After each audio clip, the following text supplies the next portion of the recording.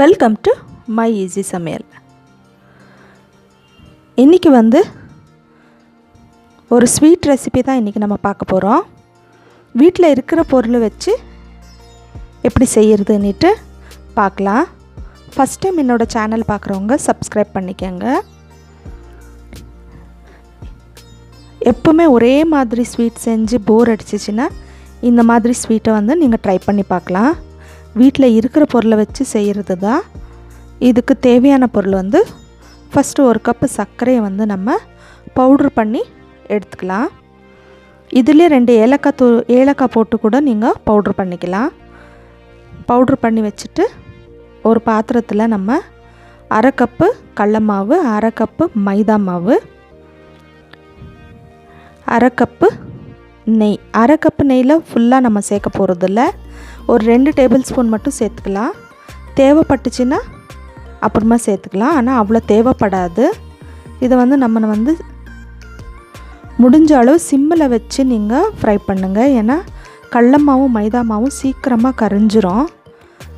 கருப்பாயிடுச்சுன்னா waste ஆகிடும்.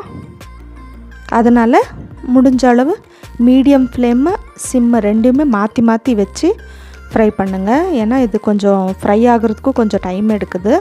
அதனால் கொஞ்சம் முடிஞ்ச அளவு சிம்மில் வச்சு நீங்கள் பண்ணிங்கன்னா நல்லாயிருக்கும். நல்லா இந்த மாதிரி ப்ரௌனாக வரணும்.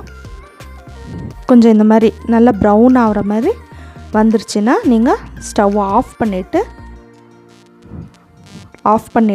ஆஃப் பண்ணிவிட்டு ஒரு பிளேட்டில் நம்ம நெய் சேர்த்து க்ரீஸ் பண்ணி வச்சுக்கலாம். ஒரு பிளேட்டு. இப்போ இது கையில் தொடுற அளவு சூடு இருக்கணும்.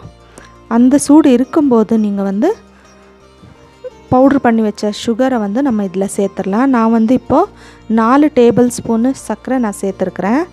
தேவைப்பட்டுச்சுன்னா அப்புறமா சேர்த்துக்கலாம் இன்னும் கொஞ்சம் கூட. இப்போ இன்னொரு 2 டேபிள் ஸ்பூனு நான் சேர்த்துருக்குறேன். மொத்தமாக 6 டேபிள் ஸ்பூன் சர்க்கரை நான் இதில் சேர்த்துருக்குறேன்.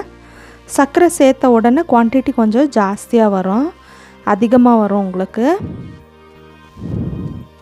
இதை பாதி நான் இந்த பிளேட்டில் நான் வச்சுட்டு மிச்சத்தை லாடு மாதிரி பிடிக்கிறதுக்காக கொஞ்சம் எடுத்து வச்சுருக்கிறேன். உங்களுக்கு 2 மாதிரியும் செஞ்சு காட்டுறதுக்காக தான். 2 மாதிரியுமே சூப்பராக வருது. இது பர்ஃபி மாதிரி கூட நம்ம செய்யலாம், லாடு மாதிரியும் செய்யலாம். பாருங்கள், இந்த மாதிரி கட் பண்ண வரும், நல்லா அழகாக கட் பண்ண வரும். கொஞ்சம் ஆறின அப்புறம் கட் பண்ணிவிடுங்க. கட் பண்ணிவிட்டு நல்லா ஆறணும். ஒரு 2 மணி நேரம் நல்லா ஆறட்டும். ஆறின அப்புறம் உங்களுக்கு பீஸாக அப்படியே எடுக்கிறதுக்கு வரும். நல்லா சூப்பராக டேஸ்ட்டாக இருக்குது. கண்டிப்பாக இதை ட்ரை பண்ணி பாருங்கள். ரொம்ப ஈஸி தான். வீட்டில் இருக்கிற பொருளை வச்சு செய்கிற ஸ்வீட்டு தான். குழந்தைங்களுக்கெல்லாம் ரொம்ப ஹெல்த்தியும் கூட. நெய், கடல மாவு இதெல்லாம் சேர்த்துருக்கிறதுனால ட்ரை ஃப்ரூட்ஸ் எல்லாம் கூட நீங்கள் வச்சு கார்னிஷ் பண்ணிக்கலாம். ரொம்ப ஈஸியான சிம்பிளான ஒரு ரெசிபி. கடல மாவில் செய்கிற ஸ்வீட்டு. என்னோடய சேனல் பிடிச்சிருந்தா கண்டிப்பாக சப்ஸ்கிரைப் பண்ணுங்கள்.